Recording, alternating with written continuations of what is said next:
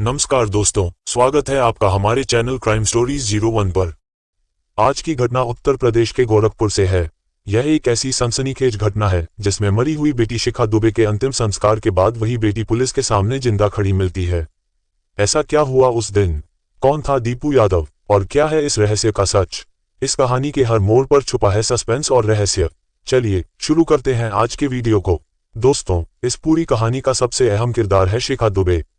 शिखा दुबे उत्तर प्रदेश के गोरखपुर के कमलेशपुरम इलाके में अपने परिवार के साथ रहती थीं। 2011 में शिखा पोस्ट ग्रेजुएशन की पढ़ाई कर रही थीं। शिखा देखने में बेहद मासूम और शरीफ थीं। शिखा 10 जून 2011 को कुछ जरूरी काम के लिए घर से बाहर निकलती हैं। वह घर वालों को कहकर जाती हैं कि थोड़ी देर में वापस आ जाएंगी, मगर काफी देर हो जाती है और वह वापस नहीं लौटती। जैसे जैसे शाम ढलती है, परिवार वालों की चिंताएं बढ़ने लगती हैं। जब काफी अंधेरा हो जाता है तो परिवार वाले अपने स्तर से शिखा की खोजबीन शुरू कर देते हैं। दोस्तों और रिश्तेदारों तक को फोन किया जाता है, मगर शिखा की कोई जानकारी नहीं मिलती। जब शिखा का कहीं भी पता नहीं चलता तो हारकर शिखा के पिता रामप्रकाश दुबे गोरखपुर के एक स्थानीय पुलिस स्टेशन में जाकर अपनी बेटी के गायब होने की शिकायत दर्ज करवाते हैं। मामला दर्ज होने के बाद पुलिस वाले रामप्रकाश दुबे से पूछते हैं कि क्या उन्हें किसी पर शक है। जवाब में वह दीपू यादव का नाम लेते हैं। रामप्रकाश के मुताबिक दीपू यादव उनके पड़ोस में रहता था और अक्सर उनकी बेटी को परेशान किया करता था। शक जताए जाने के बाद पुलिस तुरंत सक्रिय होती है और दीपू यादव के घर पहुंचती है। यहां आकर पता चलता है कि दीपू यादव खुद भी लापता है। पुलिस दीपू यादव और शिखा दोनों की तलाश में लग जाती है। इसी खोजबीन के दौरान पुलिस को सरयू कैनाल कॉलोनी के पास के जंगल में एक लड़की की लाश मिलती है। ये लाश बुरी तरह से बिगड़ी हुई थी और चेहरा पहचानना मुश्किल था। लाश मिलने की सूचना पर पुलिस शिखा के परिवार को बुलाती है। हालांकि चेहरा पहचान में नहीं आ रहा था, मगर शव के कपड़े, चप्पल और गले का काला धागा देखकर परिवार शव की पहचान शिखा के रूप में करता है। शव को पोस्टमार्टम के लिए भेजा जाता है। रिपोर्ट में पता चलता है कि गला दबाकर हत्या की गई थी। लड़की के चेहरे को धारदार हथियार से काटा गया था और भारी चीज से हमला किया गया था। इसके अलावा यौन उत्पीड़न और शरीर के जलाए जाने की भी पुष्टि होती है। इस दरिंदगी की खबर सुनकर लोग गुस्से में आ जाते हैं। पोस्टमार्टम के बाद सभी औपचारिकताएं पूरी करने के बाद शव परिवार को सौंप दिया जाता है और विधिवत उसका अंतिम संस्कार होता है। घटना बड़े पैमाने पर चर्चा में आ जाती है और पुलिस पर हत्यारे को जल्द से जल्द पकड़ने का दबाव बढ़ता है। शिखा के पिता ने दीपू यादव पर शक जताया था, इसलिए पुलिस दीपू को प्राइम सस्पेक्ट मानकर जांच शुरू करती है। दीपू से जुड़े दर्जनों लोगों को उठाया जाता है। पुलिस दीपू के 50 से ज्यादा दोस्तों से पूछताछ करती है, मगर दीपू का कोई सुराग नहीं मिलता। आखिरकार पुलिस को दीपू का एक करीबी दोस्त मिलता है जो बताता है कि दीपू अक्सर सोनभद्र आया जाया करता था। पिछले कुछ दिनों में उसने सोनभद्र का जिक्र भी कई बार किया था। अब गोरखपुर पुलिस सीधे सोनभद्र का रुख करती है और दीपू यादव की तलाश में सोनभद्र शहर का कोना कोना छान मारती है। तलाश कई घंटों तक होती रहती है, मगर कहीं भी दीपू यादव का पता नहीं चलता। फिर भी पुलिस वाले हिम्मत नहीं हारते हैं और अपनी तलाश जारी रखते हैं। इसी तलाश के क्रम में वे एक ऐसे घर के पास पहुंचते हैं जो अंदर से बंद था। पुलिस वाले आकर दरवाजे पर दस्तक देते हैं। कई बार दस्तक देने के बाद एक लड़की आकर दरवाजा खोलती है। दरवाजा खोलने वाली लड़की को देखकर पुलिस वालों के पैरों तले जमीन खिसक जाती है। दरवाजा किसी और ने नहीं बल्कि शिखा दुबे नाम की लड़की ने खोला था। वही शिखा जिसका अंतिम संस्कार परिवार वालों ने बस अभी अभी किया था। शिखा दुबे के कातिल को पुलिस तलाश कर रही थी और वही शिखा दुबे अब पुलिस के सामने खड़ी थी। आपके मन में एक सवाल आ रहा होगा कि आखिर पुलिस वालों ने शिखा दुबे को कैसे पहचाना? तो आपकी जानकारी के लिए बता दें कि जब शिखा दुबे के पिता ने बेटी की मिसिंग रिपोर्ट दर्ज करवाई थी तो उन्होंने शिखा दुबे की कुछ तस्वीरें भी पुलिस वालों को दी थीं। शिखा दुबे को जिंदा देखकर हैरान होते हुए पुलिस वाले मामला समझने की कोशिश करते हैं और तुरंत घर के अंदर दाखिल होते हैं। घर के अंदर का नजारा और भी हैरान करने वाला था। कमरे में पुलिस वालों को कोई और नहीं बल्कि इस केस का प्राइम सस्पेक्ट दीपू यादव दिखता है। मतलब जिस लड़की शिखा दुबे की हत्या हुई थी और जिस लड़के दीपू यादव पर हत्या का इल्जाम लगा था, वे दोनों एक ही घर में सोनभद्र में साथ रह रहे थे। यहाँ एक और बड़ा सवाल यह था कि जिस शिखा दुबे का कत्ल हुआ था वह तो पुलिस को जिंदा मिल गई थी, तो अभी अभी परिवार वालों ने जिस लड़की को अपनी बेटी मानकर अंतिम संस्कार किया था वह कौन थी? उसकी हत्या किसने की थी? अब पुलिस इन सभी सवालों का जवाब तलाशने में लग जाती है। इन सभी सवालों का सटीक जवाब कोई दे सकता था तो वह शिखा दुबे ही थी। इसलिए पुलिस वाले इन दोनों को सोनभद्र से गिरफ्तार करते हुए गोरखपुर लेकर आते हैं और यहाँ इन लोगों से पूछताछ का सिलसिला शुरू होता है। अब इस पूछताछ में हिला देने वाला खुलासा होता है कि दीपू यादव भी इसके कॉलेज में पढ़ाई करता था और उसके घर के आसपास ही रहता था। कॉलेज में इन दोनों की मुलाकात होती है और देखते ही देखते शिखा दुबे तथा दीपू यादव एक दूसरे को पसंद करने लगते हैं। दोनों एक दूसरे के साथ जीने मरने की कसम खाने लगते हैं। दुनिया की नजरों से बचकर दोनों एक दूसरे से मिलने भी लगते हैं। मगर इस प्यार की खबर आखिरकार शिखा दुबे के परिवार वालों को लग जाती है और वे शिखा दुबे पर कई तरह की पाबंदियां लगा देते हैं। इस कारण दीपू यादव और शिखा दुबे का मिलना जुलना बंद हो जाता है। कुछ दिनों तक तो सब कुछ सामान्य रहता है, मगर मौका मिलते ही फिर से शिखा और दीपू मिलने जुलने लगते हैं और मौका मिलते ही गोरखपुर के ही एक मंदिर में जाकर 18 अप्रैल 2011 को चुपचाप शादी कर लेते हैं। शादी करने के बाद दोनों इस बात की भनक किसी को नहीं लगने देते हैं और अपने अपने घर पर रहने लगते हैं।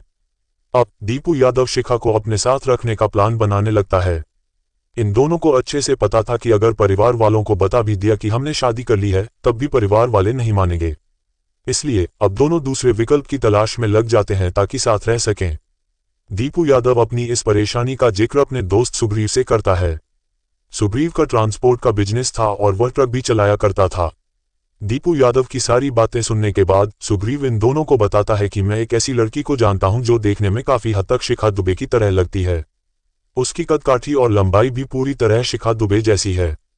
अगर हम उसकी हत्या कर दें और हत्या करने के बाद उसे शिखा दुबे के कपड़े पहना देंगे और उसका चेहरा बिगाड़ देंगे तो लोग शिखा दुबे को मरा हुआ समझ लेंगे। फिर तुम दोनों किसी दूसरे शहर में जाकर बड़े आराम से रह सकते हो। दीपू यादव और शिखा दुबे को सुग्रीव का यह आइडिया काफी पसंद आता है और दोनों इस प्लानिंग को हकीकत में बदलने के मिशन पर लग जाते हैं।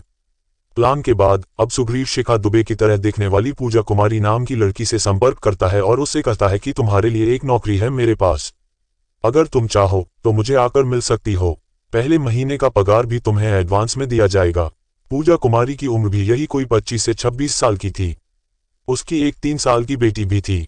क्योंकि पूजा कुमारी की आर्थिक स्थिति अच्छी नहीं थी और वह काम की तलाश में भी थी, इसलिए जब सामने से ऑफर आता है तो पूजा कुमारी मना नहीं कर पाती और वह काम की तलाश में सुग्रीव से मिलने के लिए तैयार हो जाती है। सुग्रीव तुरंत इस बात की जानकारी दीपू और शिखा को देता है और तय किया जाता है कि 10 जून को इस प्लानिंग को हकीकत में बदला जाएगा। प्लान के तहत सुग्रीव अपना ट्रक लेकर सोनभद्र से गोरखपुर के लिए निकल जाता है ताकि वह पूजा को अपने साथ ला सके। इधर तय समय के मुताबिक शिखा दुबे भी अपने घर से निकलकर दीपू यादव से मिलती है और बाजार जाकर कुछ नए कपड़े खरीदती हैं। उधर सुग्रीव पूजा को लेकर वापस आने लगता है। वापस आते हुए वह पास के जंगल में गाड़ी रोकता है और पूजा से कहता है कि यहाँ पर कुछ लोग तुमसे मिलेंगे जो काम देंगे। इसी बहाने से वह गाड़ी रोक देता है और पूजा को गाड़ी से उतारकर जंगल में ले जाता है। यहाँ पर दीपू और शिखा भी आ जाते हैं। यहाँ आकर बड़ी बेरहमी से सुग्रीव और दीपू गला दबाकर पूजा की हत्या कर देते हैं। इसके बाद शिखा दुबे बाजार से खरीदकर लाए नए कपड़े खुद पहनती है और जो कपड़े पहनकर वह घर से निकली थी वे कपड़े पूजा को पहना देती हैं।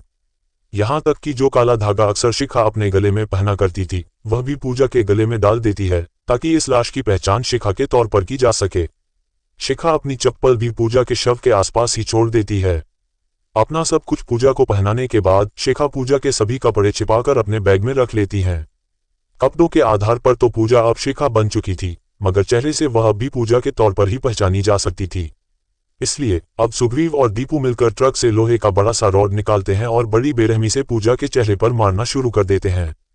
ये लोग तब तक उसके चेहरे पर हमला करते रहते हैं जब तक पूजा का पूरा चेहरा बिगड़ नहीं जाता। इसके अलावा ये लोग पूजा के शरीर को सिगरेट से भी जलाते हैं ताकि इस मामले को दूसरा रूप दिया जा सके। हत्या करने के बाद दीपू और शिखा दुबे तुरंत वहां से सोनभद्र की तरफ भाग जाते हैं, जबकि सुग्रीव अपने साथी बलराम के साथ शव को उठाकर सरयू कैनाल के पास के जंगलों में फेंक देता है और फिर छुप जाता है। कुछ दिनों तक तो शिखा दुबे और दीपू का प्लान बहुत अच्छे से काम करता है, मगर जैसे ही शिखा दुबे पुलिस के हाथ लगती है इनके राज से पर्दा उठ जाता है। शिखा दुबे और दीपू यादव के खुलासे को सुनकर हर किसी के पैरों तले जमीन खिसक जाती है।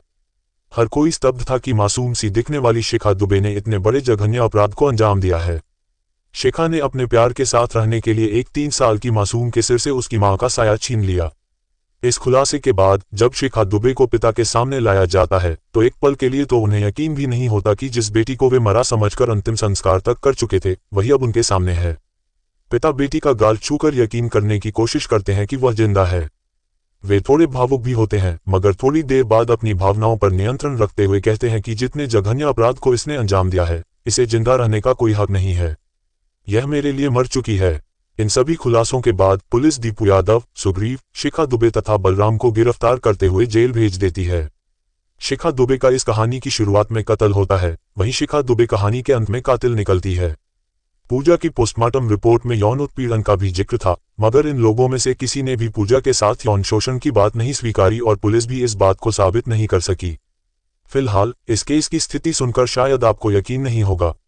2011 में घटी इस घटना के कुछ साल तक तो शिखा दुबे और दूसरे आरोपी जेल में रहे, मगर कुछ साल बाद ही शिखा दुबे तथा दीपू यादव बेल लेकर जेल से बाहर आ गए। मीडिया की एक रिपोर्ट के मुताबिक जेल से बाहर आने के बाद शिखा दुबे और दीपू यादव अलग अलग शादी करके अपनी दुनिया बसा चुके हैं। वहीं कुछ खबरों के मुताबिक आज भी इस केस की फाइलें अदालत में धूल में पड़ी हैं और अब तक इस केस पर कोई अंतिम फैसला नहीं हुआ है। तो दोस्तों, ये था शिखा दुबे और दीपू यादव केस। इस केस पर आपकी क्या राय है, हमें कमेंट बॉक्स में जरूर बताएं। अगर वीडियो पसंद आए हो तो वीडियो को लाइक करें और ज्यादा से ज्यादा शेयर भी करें।